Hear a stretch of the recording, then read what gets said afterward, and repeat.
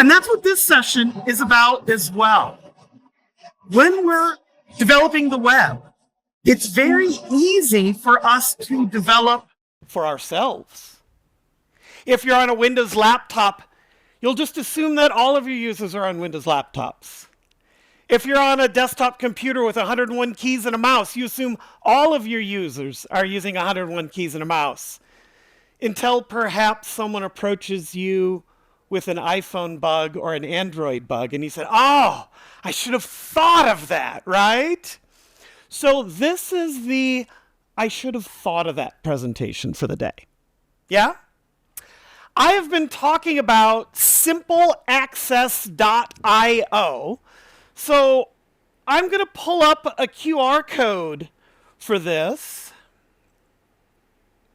And I'd encourage everyone to pull out your phone right now, if you would, and join me at simpleaccess.io. You can certainly do it on an Android. You can do it on an iPhone. If you have a laptop, you're more than welcome to do this on your laptop as well.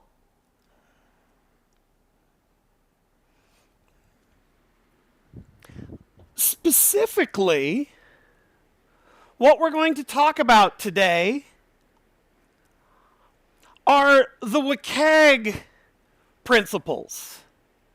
So along the top of the screen, you'll see WCAG and you'll see Sensory Lab. WCAG is the Web Content Accessibility Guidelines. And we're going to go through those because if you're going to build a truly inaccessible website, and we all understand the joke, right? Please don't take the title of my talk literally, yes? But if you want to write an inaccessible website, you should know what an accessible website looks like so you can do the opposite. So we're going to take you through the Web Content Accessibility Guidelines and teach you what not to do if you want to have an inaccessible website. But then we'll also go into the Sensory Lab here, where you'll see many examples, accessible HTML and inaccessible HTML side by side. That way, if you decide maybe you'd like to write accessible websites instead of the inaccessible kind, you'll have an example of both. You'll have an example of what good looks like, and you'll have an example of what challenging looks like. Yeah? But to begin, before we get into source code and all manner of things like that, I'd like to share just a short video with you from Apple. And this video is going to give you an amazing variety of accessibility features that are built into the hardware you probably are using right now. The examples you're going to see in this video aren't the deaf version of the iPhone or the blind version of the iPad. They're just the hardware you already own.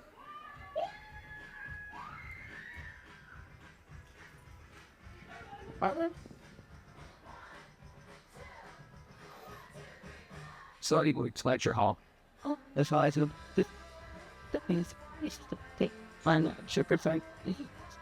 This to it. You see? That's serious. I'm not your inspiration. If you want to be inspired, there's a library down the hall. Have you noticed admiration sometimes smells a bit like pity? I can be so, I get so wrong. I don't always talk so pretty. I'm not remarkable, not heroic or brave. I've got no superpowers. I can't even do the stupid equation. I'm not remarkable. Neither are you. We all have toes. We all look funny and new. Don't be a face. I've got a face. I've got a life. I've got a name. And I need stuff and you need stuff. And all our stuff is not the same. Some days I get so tired. She gets grumpy. It's awesome. Yeah, well I have a special need. I call it coffee.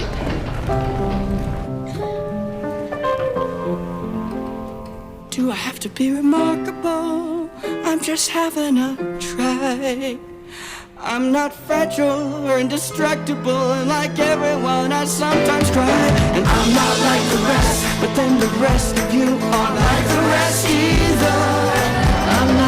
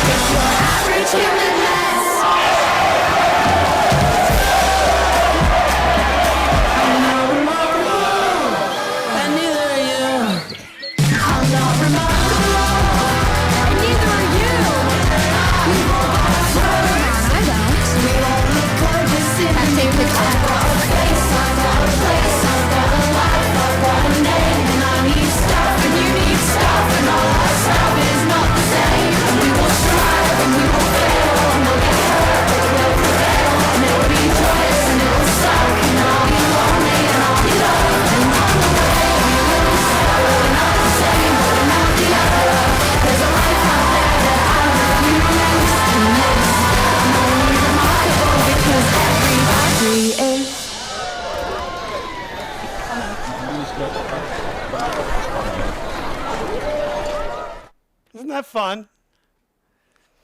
And what that video is really trying to demonstrate is you don't have just one kind of user.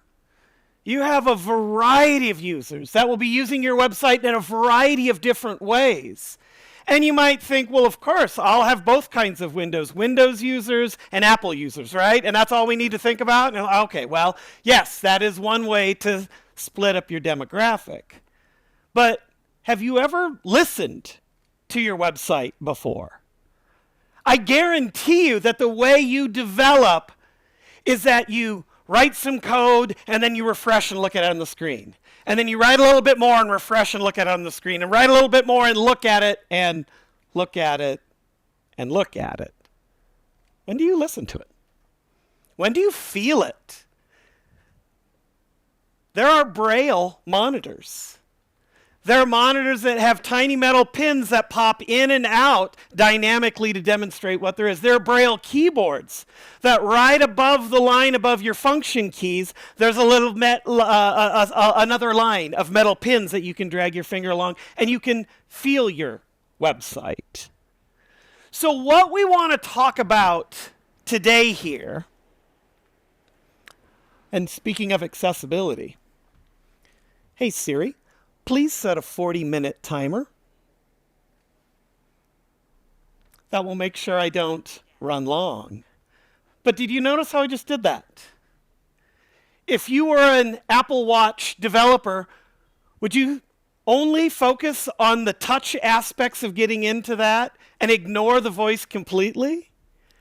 Would you only speak to your watch and never tap on the icons on your screen? This is multi-sensory architecture. This is thinking about ways that your applications will delight all the senses, not just one. We're so good at making sure our websites look good visually, so I don't want you to lose that. I want you to continue to focus on that aspect of the development process and also the other senses as well. So, coming back once again to Simple Access I/O. When we say the web is sight, sound, and touch, we're saying some of your users are going to look at your website, some of your users are going to hear your website, some of your users are physically going to feel your website as well. So let's explore these ideas. Let's explore these ideas. I'm going to start in the WCAG section. And what a ridiculous acronym that is, right? Who likes the sound of WCAG? Ick.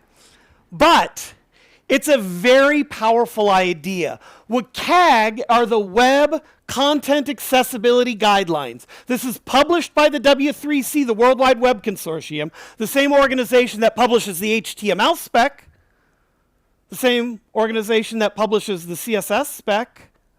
Yeah, they publish the Web Content Accessibility Guidelines as well.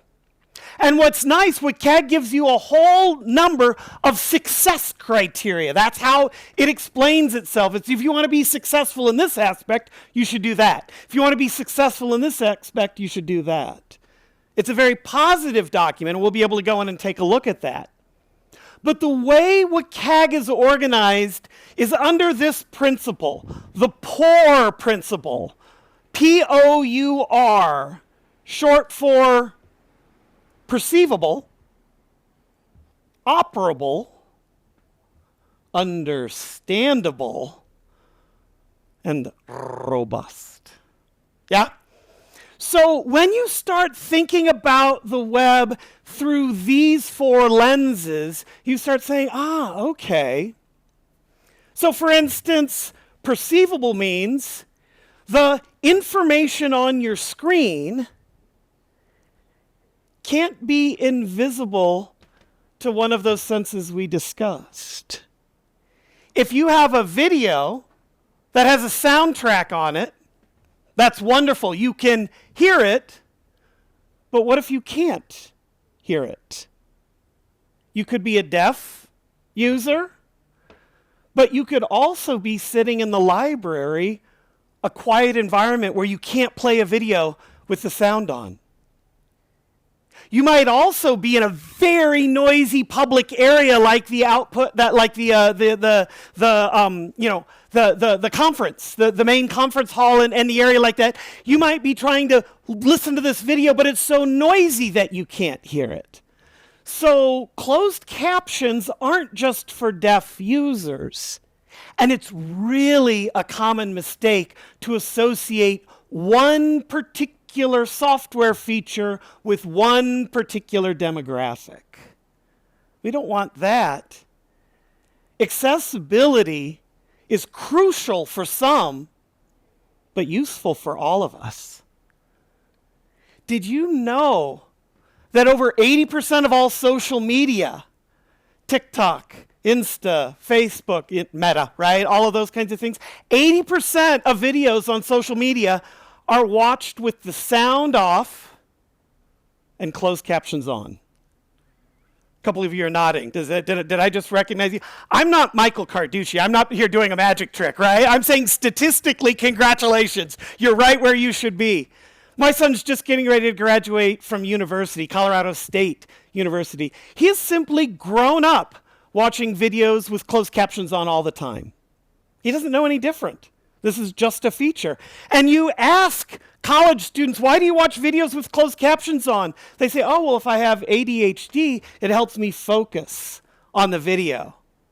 If the video is just kind of playing, it's easy for me to get distracted and look away and think everywhere else. But if you have closed captions, something constantly moving on the screen, it gives you something to focus on. It gives you something to pay attention to. It engages you with the material. But if you don't have ADHD, if you see something and you hear something, you're getting it from two different communication channels. Those communication channels reinforce the message and makes it stickier and makes you remember it more. That's why it's very common for instructors to say, we're talking about perceivable and operable and understandable. And do you see what you're doing? You're hearing me say the words, you're seeing the words on the screen. That is locking those ideas in.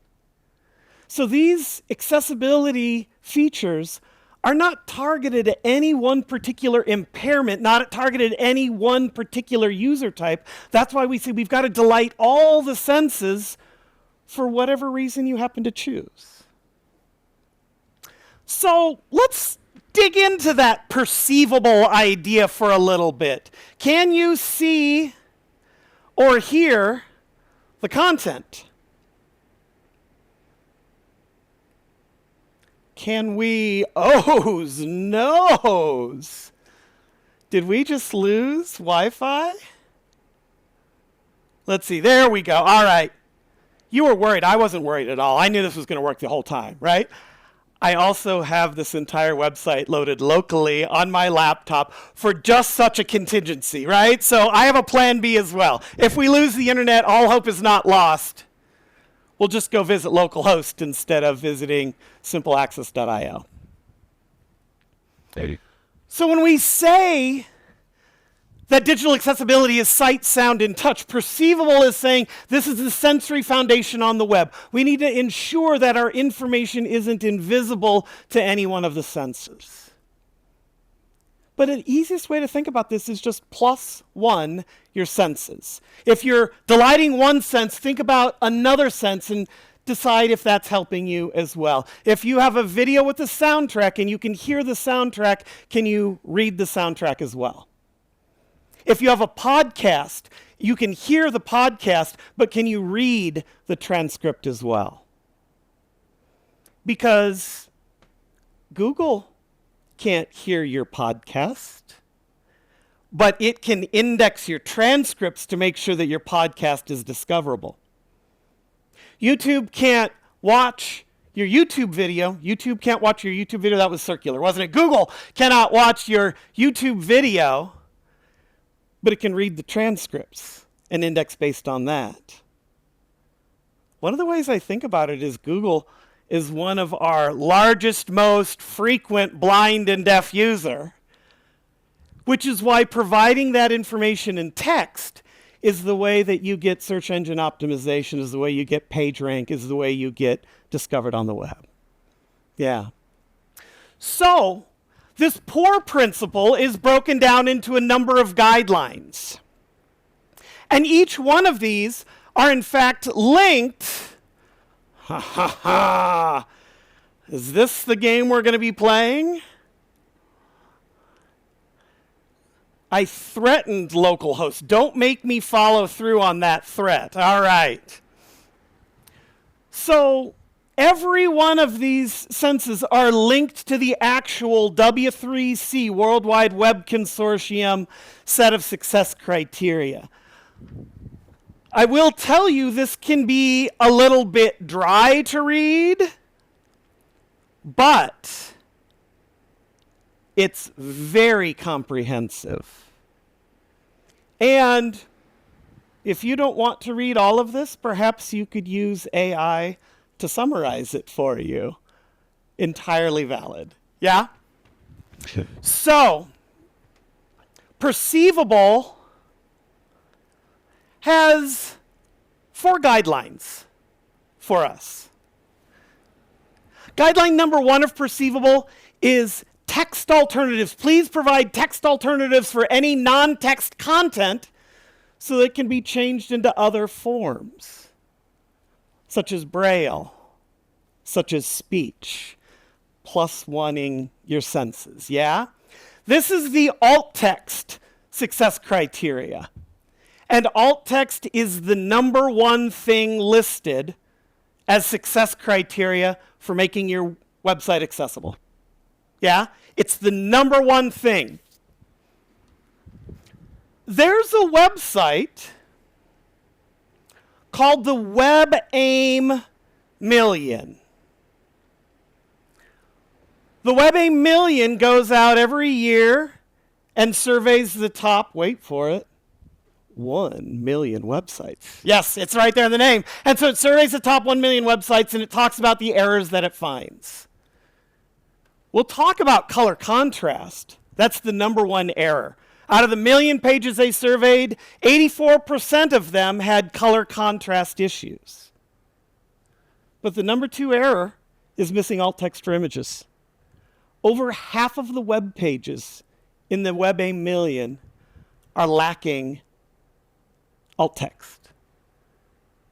So you're delighting one sense and depriving another. You're depriving the hearing. You're depriving Google from helping you with page rank and search engine optimization. So,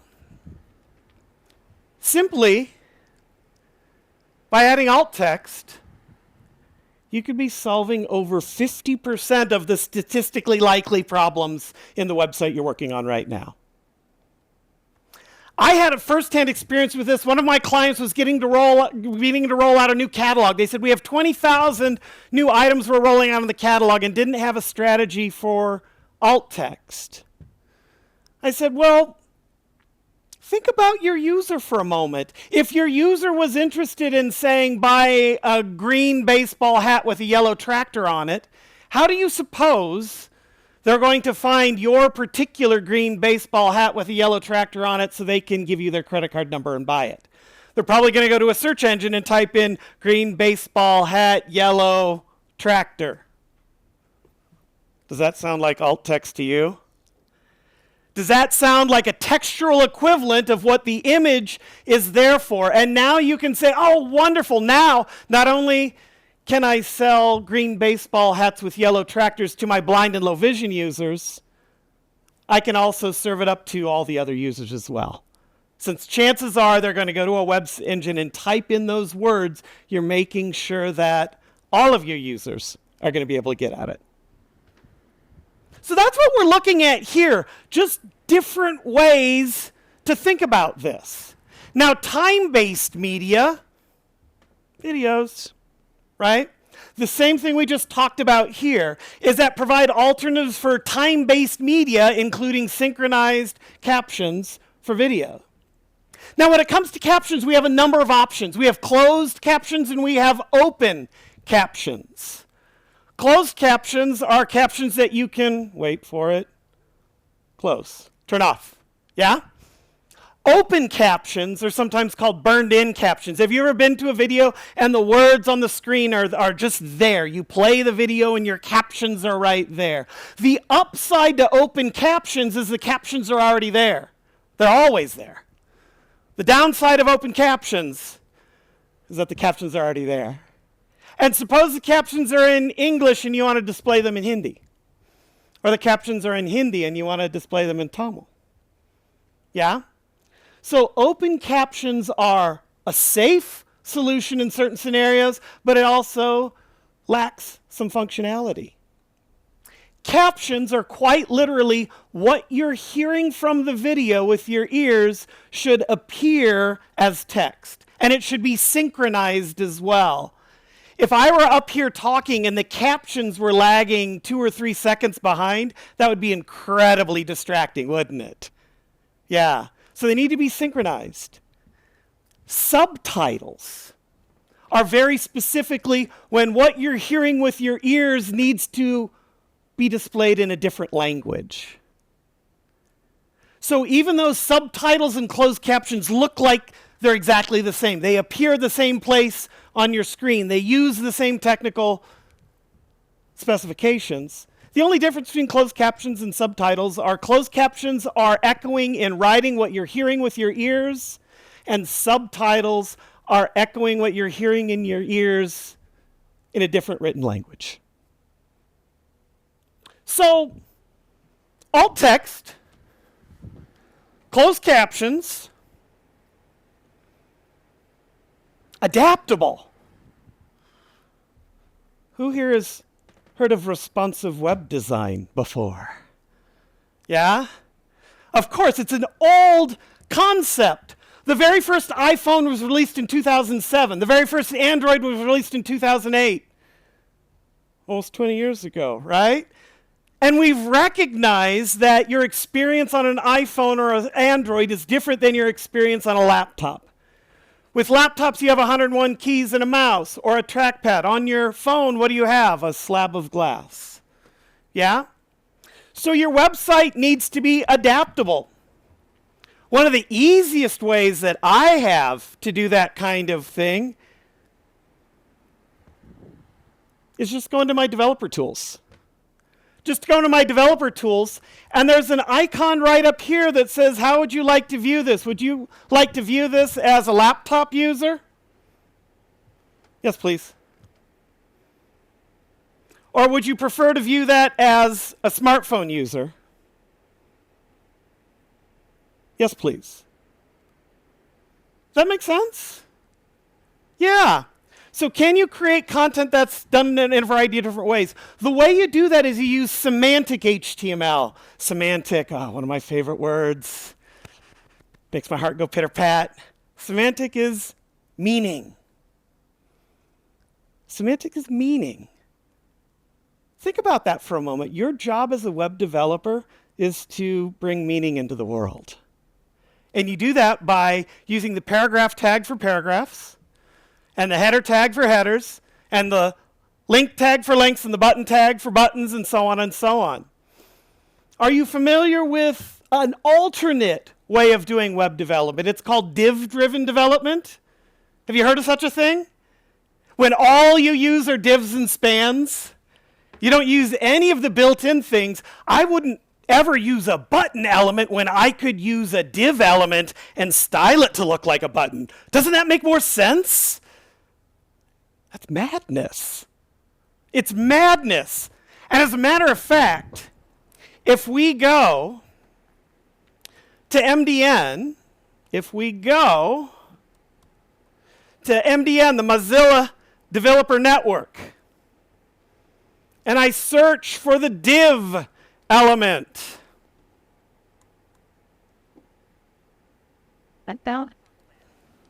haha, Siri just told me she found it on the web, so she was searching on my watch as well. Thank you, ma'am. The div element is the generic container. It has no effect on content or layout until it's styled. It has no semantics. The div element doesn't mean anything. Why would we use a div element when we've got a perfectly good paragraph? Why would you use a div element when you've got a perfectly good button? Why would you use a div element when you've got a perfectly good ... If we go in and look for the span element, it says it even more specifically. It says the span HTML element is a generic inline container which does not inherently represent anything. It should be used only when no other semantic element is appropriate. When I look at web developers who rely exclusively on JavaScript-based web frameworks that typically speak exclusively the language of div and span, what you're asking for is an inaccessible website. Yeah? So, perceivable. The last element here is distinguishable. Can you actually read what's on the screen? And this is where color contrast comes in. Now, when I come to an organization and I say, hey, we need to talk about the color contrast issues you're having, they're saying, are you calling my baby ugly? Are you saying you don't like my brand colors? I'm saying, no. I'm saying they are inaccessible brand colors. And this is the #1 problem on the web. Have you ever visited a website that has very light gray text on a white background? Very hard to see, especially in the sun. Can't see it. Perhaps in the dark. I can't see it. You don't have to have low vision in order to suffer from poor color contrast. And one of the easiest ways to think of that is through this website called colorblindawareness.org. They say this is neurotypical vision right here, and you can see the different colors of the colored pencils over there. If you have red-green color blindness, which affects about 8% of the population, you'll see that the reds and the green pencils are visually indistinguishable from each other. Have you ever wondered why we define colors in HTML and CSS as RGB, red, green, blue? It's because your eyes have exactly 3 receptors. I'll give you 3 guesses as to what your eyes can see. Red, green, blue. Yeah. Have you ever wondered why Facebook's brand colors are blue? Mark Zuckerberg is red-green colorblind. We can say that he has color vision deficiency, but he says, I see blue and I see all the richness of all the blues. I literally can't see red and green.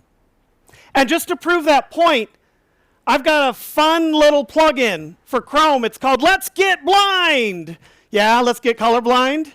And this is a way that I can very quickly and instantly just simulate what Mark Zuckerberg sees. Do those look identical to you? Yeah. Yeah. And then if I come back here to normal, we can see.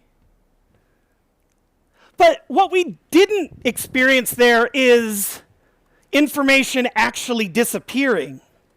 If we go to Wikipedia and look for the color blindness, this is a very common test for red-green color blindness. There's a red circle with a bunch of little dots all inside of it, and just through changing the color to green dots, there's a number here, 7, 4.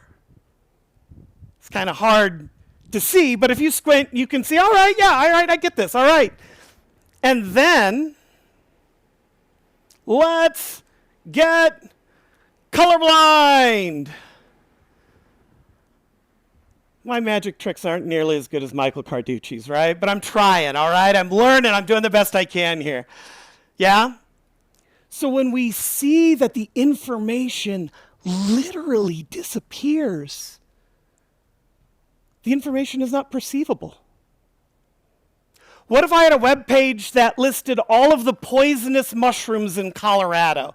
They say, whenever you're visiting Colorado, we encourage you to go out into the woods and pluck whatever you find on the ground, just pop it into your mouth, okay? But I'm going to give you a list of all the mushrooms. The green mushrooms are the safe ones, and the red mushrooms are the poisonous ones. Good luck. Yeah? So this doesn't mean we can't ever use color again. What it means is we can't only use color. If I listed my list of mushrooms and I said the green ones are the safe ones to eat, they've got a checkbox next to them. The red ones are the ones that are poisonous, they've got a red X next to them. Do you see what we've done there? We've communicated visually, but we've also communicated symbolically as well. You're delighting more than one sense, more than one communication channel, just by representing that information in a couple of different ways. So, perceivable. And then, at the bottom of all this, it gives you just what we're doing here. So this is why I wanted you to be to simpleaccess.io, because you'll have this information with you when you leave right here. So, we've discussed the perceivable idea. You've got to be able to see what's on the screen. Operable means we've got to be able to navigate the websites as well. We've got to be able to navigate our websites. So what does operable mean? Number one says your website needs to be keyboard accessible.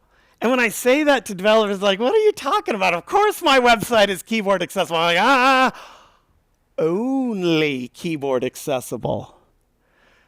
My developers and I, we would always have no mouse Mondays. Can you imagine? Going through an entire development day with you, not touching your mouse? Sometimes we would literally unplug it, so that you don't even reach for it automatically. For keyboard access, the way you would navigate your website is using the tab key. And what's amazing is the tab key is the cheapest and easiest way for you to assess the accessibility of your website from an operable perspective.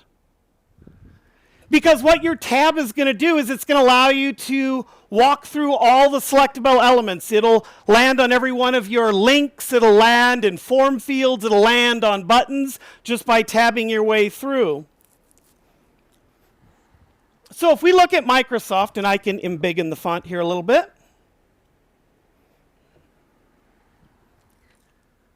You're saying, well, yeah, those navigation links up there, that's easy. I'm just going to use my mouse and click on them. And down here, you've got a button. It's like, that's easy. I'm just going to use my mouse and click on it.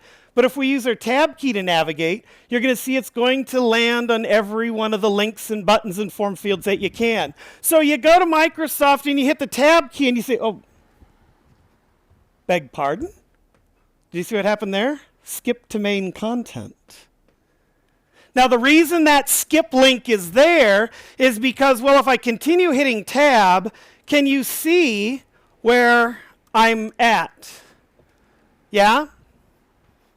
You can see it because we have a good visual indication.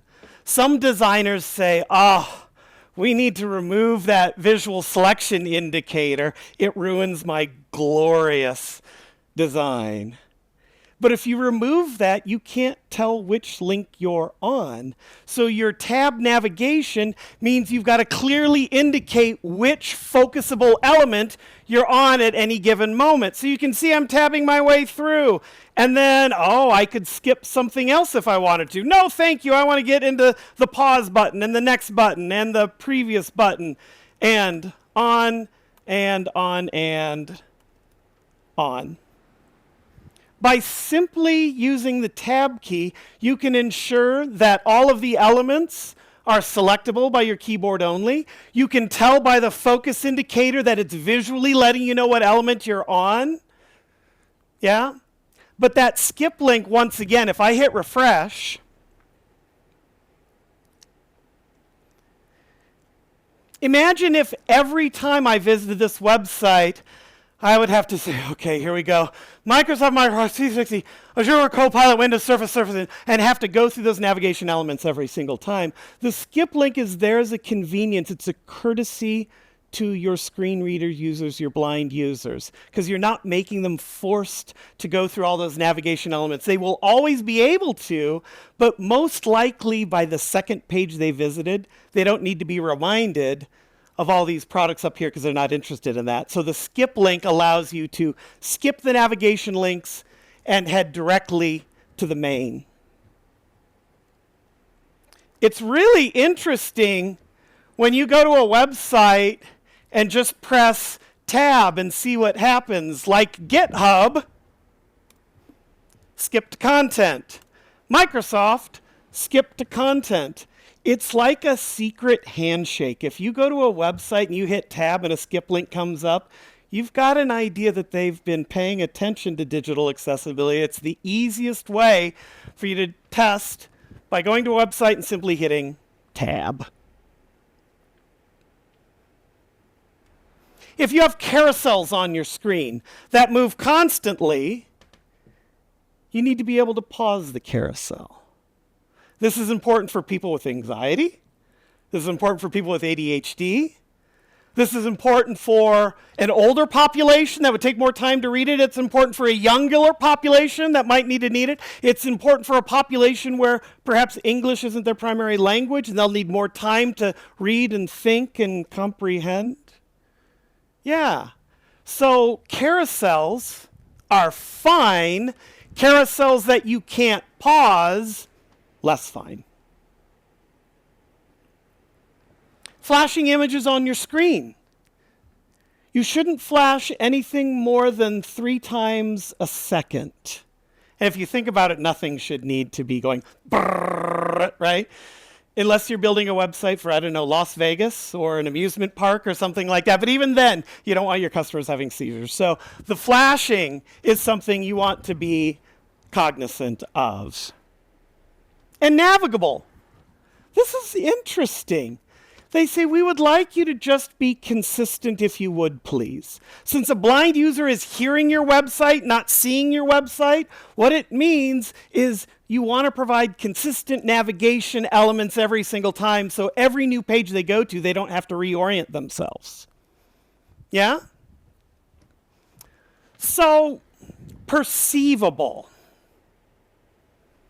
Oh, and input modalities as well. Yeah. Through keyboard, through mouse, through touch screen, through voice. Just make sure those things are there. And at the bottom of each one of these pages, we give a call out, and there's where we talk about the keyboard test once again. It's my favorite trick. New client, sit down, hit the tab key, say you're missing a skip link. Or, that's wonderful that you have a skip link. What else do you have? Yeah? All right. So, we're fairly certain that we can perceive our website and we can operate our website. What about understandable? What about understandable? Can you make sense of it? You need to make sure things are readable and understandable, and that means you start with the document language. You want to know one of my favorite jokes? What do you call someone who speaks more than one language? You call them multilingual or bilingual or something like that. What do you call someone who only speaks one language? American. Because so often the developers I work with are saying, this makes perfect sense. Why would you have a problem with this? And then you say, no hablo inglés, lo siento. But this is really interesting because when I first was coming to Bengaluru, I was trying to look up the train schedule. And so I went to the website and it was all in Hindi, which was fine because it said, oh, normally you speak English. Would you like to view this website in English? I said, oh, yes, please. Thank you. And so it translated all the text on the screen from Hindi to English. But all of the JPEGs that had Hindi pixel by pixel, not letter by letter or word by word, they did not translate. So it wasn't understandable to me. These subtle things you may not think about up front, but once you learn about it, it's unlearnable. You won't ever be able to forget it. Isn't it? Predictability. Links are meant to take you to a different page. Anyone who finds a hyperlink is expecting that when you click this, you're going to navigate to a new page. I've worked on websites where the designers said, oh, I'm going to provide a bold link and an italic link. And so as you're typing along, you just hit the bold link and you hit the italic link and it does what you want. And it's like, wow. You want to know how that particular designer had people navigate from page to page? Buttons. Buttons are meant for actions on the same page. Links are meant for navigating between the page. And just because you have JavaScript, and just because you have CSS, yes, just because you can make a div masquerade as a link, and you can have a div masquerade as a button, please don't. Please don't. Not a good idea. Input assistance. Yep. Of course, we want to make sure that people can correct mistakes. So if they inadvertently type something in a form, you'll validate it. You'll say, something's wrong here. Have you ever typed in a form that has 22 fields on it, and then you click submit, and it says, there was a problem with this field, and it erases all the content? Yeah. So these are the kinds of things that we think about and we ought not do ourselves. But this intuition, this idea, well, I'm the designer of this website, I'm the developer on this website, I know that when I click on this, it's really going to take me here. And I know when I do this, it's going to do this. And when I do this, I'm going to do this. And yeah, what you think is intuitive might not be intuitive to your developers, to your end users as well. So the last standard here is robust. And basically that means that your users are going to view your website on their smartphone and their laptop and a smart TV in a conference room and by listening to it through a smart speaker and by feeling it under their fingertips using Braille, right? So robustness means you need to support all of the ways your folks are going to visit your website. I like saying there's one web, many screens. One web, many screens. When I went to purchase my airline ticket to get here from Colorado, I didn't do it on my iPhone. I sat down on my computer where I had a big screen and I could get multiple windows up and I could compare and I can plan and I could do all things like that. But when I went to the airport and tried to walk through the check-in line, I didn't pull out my laptop and open it up and try to scan it on the photo right there. Yeah, you know? So the way you use different devices is very context specific. I'm going to do research on my laptop, but when I'm out in the field, I'm going to use my phone. I'm going to write up my shopping list on my computer at home, but when I get to the store, I'm going to tick items off my list on my phone. Or I'm going to say, hey Siri, complete. Hey Siri, next. Yeah? So what we have now is a lovely way for us to begin thinking about how you could build an inaccessible website. Make sure it's not perceivable. Make sure it's not operable. Make sure it's not understandable. Make sure it's not robust. Make sure it says best viewed in Internet Explorer, right? And if you've done that, congratulations. You've done a wonderful job of making your website inaccessible. You should feel very proud or ashamed. I don't know. One or the other. Yeah? One or the other? Well, we're almost at the end of our time here. It was important that we get the concepts in place. But if you go to the sensory lab, you'll see examples of each one of these elements. You'll see examples side by side of what accessible looks like and what inaccessible looks like. And this is where we get back to the fix the six once again. And if you'll recall, the fix the six was in that Web AIM Million report. These are the six. Low contrast text, missing alt text for images, missing labels for input, empty links or links that say click here, click here, click here, click here. More info, more info, more info. Yeah. Empty buttons and missing a document language. Simply saying this document is in Hindi, this document is in Tamil, this English or Spanish or German or French. Yeah? So if we solved these, let me scroll that up so you can read it. 96% of all accessibility errors fall under those six categories.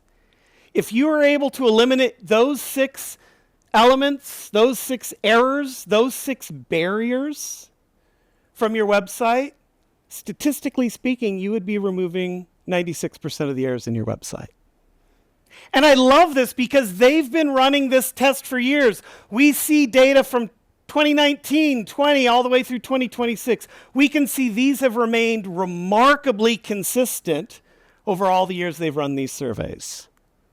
So if you're able to fix the six, you're in pretty good shape. Let me leave you with one final example here. I call it a tale of two bread recipes. And what we have here is semantic. Oh, by the way, my timer is going off. I'm just going to double tap in midair right now. I'm just going to tap with a finger. And it turns off my alarm. I could have tapped on the glass, of course, but I can double tap in the air. That's an accessibility feature right there. If you're blind, I can't see the screen in order to figure out how to stop my timer. So I can use my voice, or I can use a gesture. Yeah? So in this bread recipe right here, we'll see we're doing all of those things. We're using headers so we can navigate the headers. We've got alt text on our images. We've got all these kinds of things, and all you have to do is come in and experience the bread recipe. But then also experience the bread recipe. Sir, may I have sound? May I have sound from the computer? Can I have sound on my computer? I'm doing a screen reader right now, and I need to be able to hear the audio. Group. Thank you You so are much. currently on the Thank you tab. very much. Group. Inside of the group. Local web content. Voiceover off. Let me try that one more time again. So you're visually looking at this website right now. If you wanted to listen to it, you simply pull up your screen reader and let's listen. Voiceover on Chrome. Simplexis.io Sensory Lab Bread Accessible Google Chrome. Window. Localhost 8000/accessibility/ Memory usage 112 MB. Tab. Group. You are currently on the tab. Group. Inside of the group. To select this option, press Ctrl, Option, Space. To exit this group, press Ctrl, Option, Shift, up arrow.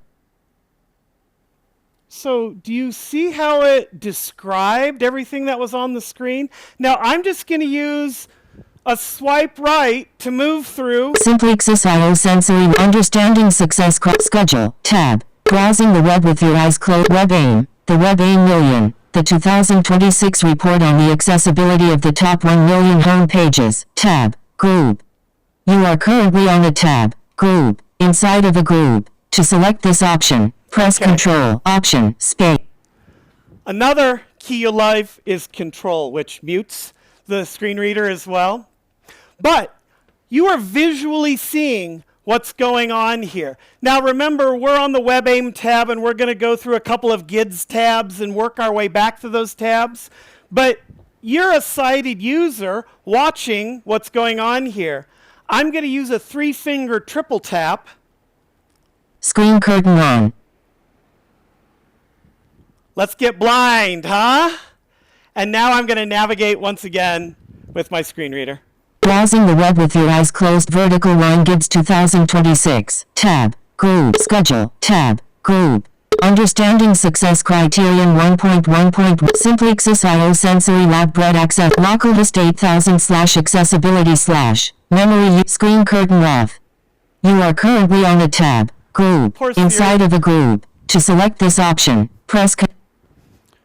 Poor Siri, she keeps pronouncing localhost as like, right?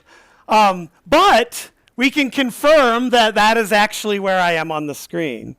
So let me show you one more thing real quickly. Simply Understanding Success voiceover off. We have 5 minutes left, is that correct? Are we at time, or do we have 5 minutes? Yeah? Okay. So I'm going to start down here in VoiceOver simple web first new tab open toolbar bookmarks web content. You are currently on the web content inside of a group. To enter the web area, press Control Option Shift down arrow to exit the. All right, Control Option Shift down arrow. You say that's a lot of keys, but I'm in. I'm going to continue to swipe now. No kneading required. 4 simple ingredients baked in a Dutch oven. The result is simple perfection. Hands down the best bread you'll ever eat. You are currently on a selectable tab. What do you think I'm going to get when I get to an image? A loaf of no-knead bread dusted in flour with artistic cuts in the crust. Image. You are currently on an image. Inside of web content. To begin interacting with the contents of this image, press Control Option Shift down arrow.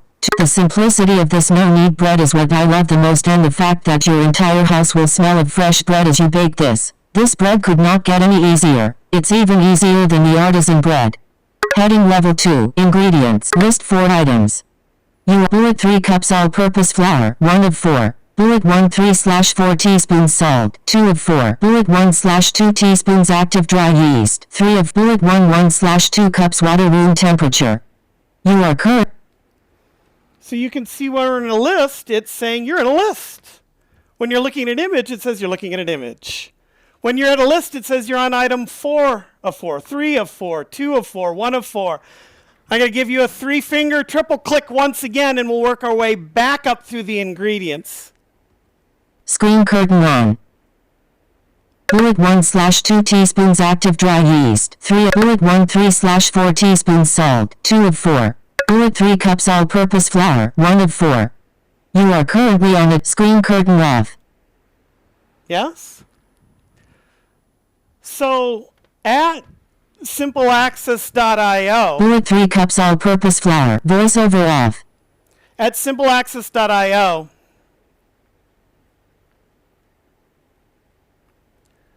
we've got an entire section on screen readers to give you exactly what you need on Windows, on Mac, on Android, on iOS. And so it gives you the keystrokes you need to go in and say, all right, to launch narrator, this is the magic keystrokes you use. To mute, silence, use the control key. To screen curtain, use this kind of thing. So you have that available to you in all the places we've just been.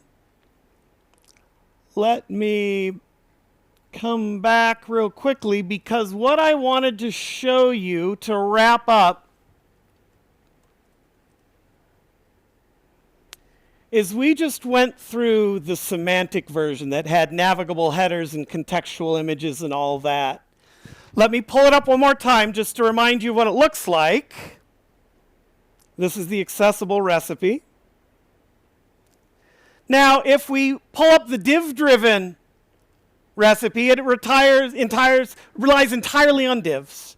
It doesn't use headers. It doesn't use paragraphs. It doesn't use an unordered list. It doesn't use list items. It doesn't use ordered list and list items. It's just divs.